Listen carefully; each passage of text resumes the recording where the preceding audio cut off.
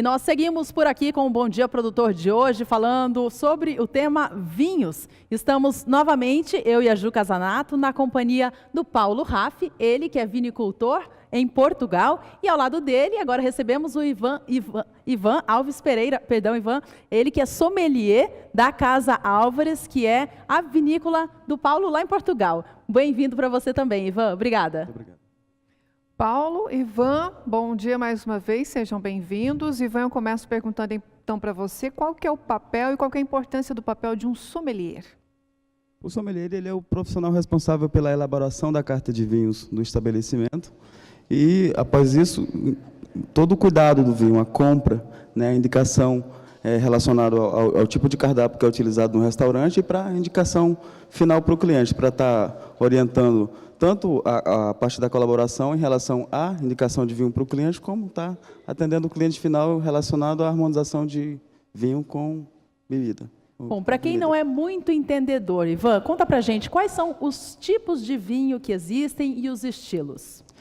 Dentro desse métier que a gente trabalha no mundo do vinho, nós temos os vinhos tranquilos, que são a grande maioria dos vinhos, né? Quando se pensa em vinho, quando...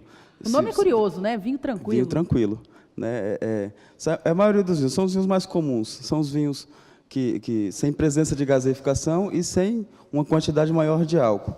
Nós temos também os vinhos espumantes, que são os espumantes e champanhes mais conhecidos, produzidos na região de Champagne, na França, e temos os vinhos fortificados, que são os vinhos com adição de álcool, né? São os vinhos alicorizados. Um exemplo disso, nós temos os vinhos do Porto, que são os mais conhecidos.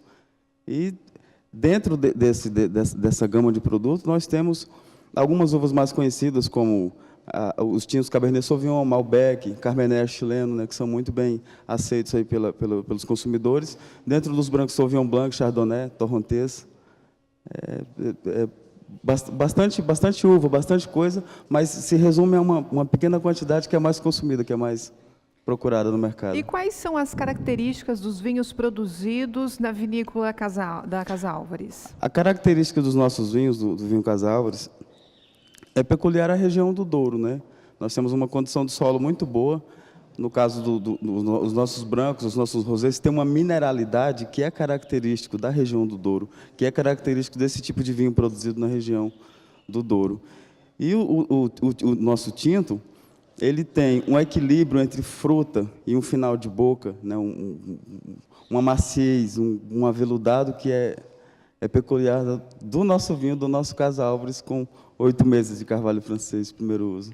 Bom, o que a gente sempre ouve falar, né, são os vinhos, principalmente por aqui, né, Chile, Argentina, os vinhos feitos a partir de uma uva só. Mas na Europa existe a característica de o vinho ser feito a partir de várias uvas, né, os chamados blends. Paulo, quais são as uvas que vocês cultivam por lá? As uvas tintas, o Tinta Roriz, nós temos lá também a Touriga Nacional, Touriga Franca e a Tinta Barroca. Esses são os principais tintas do Douro. Agora, branco, nós temos o Rabigato, Vinhozinho, Fernão Pires. Agora, esses são os principais. Agora, nós temos 200, 300 castas diferentes e que não são ali do Douro. A maioria é da região do Dão, que é uma região próxima ali do Douro. Mas essas são as principais. E que tipo de prato, vamos falar um pouco da comida também, que já está chegando naquele horário bem especial aqui no programa. Que tipo de pratos, por exemplo, a gente pode combinar com um vinho branco, um vinho rosé, por exemplo? Vinho branco e rosé. Bom, os pratos mais leves, né? A gente não foge muito desse parâmetro que a gente aprendeu desde antigamente, né? Carne branca com vinho branco, né? Carne vermelha com vinho tinto. Quando você está... Aqui o nosso clima aqui de Campo Grande é mais tropical.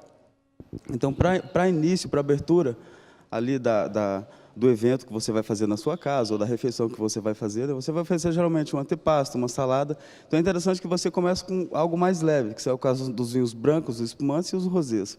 Quando você parte realmente para a refeição, aqui o pessoal sul-mato-grossense é da carne, né? O pessoal da carne, é mais interessante você estar utilizando o vinho tinto. Sem muito preconceito, sem muito correr atrás, tentar saber muita coisa, né? Mais ou menos o parâmetro é esse, para ficar mais fácil para quem não é um grande conhecedor de vinhos. Pois é, né? E o programa de hoje quer justamente desmistificar, né? Que é preciso ser um grande conhecedor para apreciar o vinho. Por isso que a gente está aqui falando desse assunto de uma maneira bem simples hoje, para que todo mundo possa também aprender, assim como nós, um pouquinho mais sobre essa bebida. Ivan, para a gente finalizar esse nosso papo agora, conta para a gente um pouquinho sobre a sua história como sommelier, como que você começou nesse ramo, como que conheceu o Paulo e assim estão trabalhando juntos hoje. Eu comecei trabalhando no segmento de alimentos e bebidas, né? E como eu sempre busquei trabalhar com restaurante, né, com os restaurantes mais refinados, a gente sempre tinha uma carta de vinhos e eu observei que o pessoal que trabalhava com vinho era diferenciado.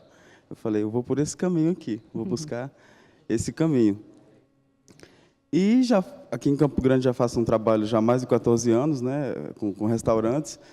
Tive uma oportunidade de ingressar afinco no mundo do vinho, né, através do Diogo Wender, lá do Território do Vinho. Nós fizemos um trabalho juntos, até uns anos atrás, e eu me aprofundei realmente no conhecimento do vinho.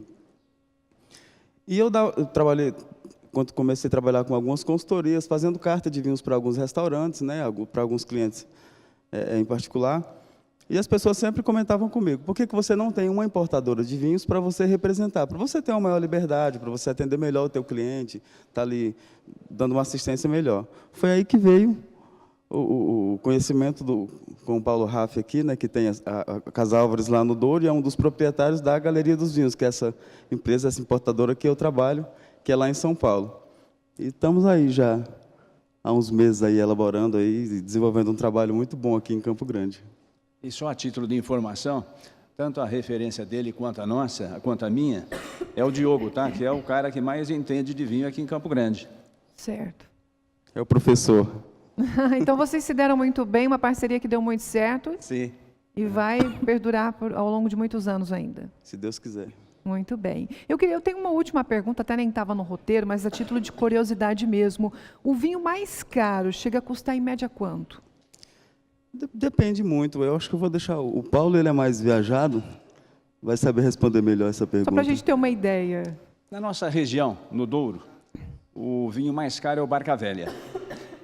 O Barca Velha, a última edição foi 2008. E hoje ele está em torno de 3, 4 mil reais. Agora, a nível mundial, eu acredito que seja o Romanée Conti, que é francês, da região. Romanée Conti, vou ficar te devendo essa. Ah, é?